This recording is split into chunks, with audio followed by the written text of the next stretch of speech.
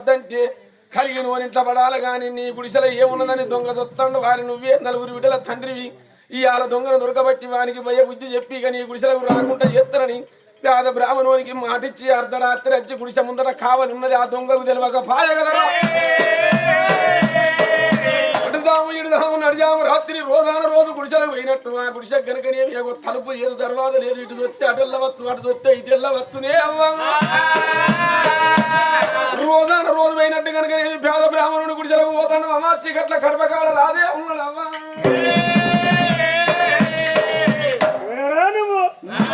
నేను గజ దొంగ అరే గజ దొంగ ఈ పురుషులు ఏమన్నా దొంగతనం చెప్తావు నువ్వు వీడియో అన్నారు తా ఉన్నమ్మో కూడా అనే కడసా అన్న గుడిసెలు ఏమున్నదని సొత్తాన వచ్చి నువ్వు ఎత్తెత్తన్నట్లా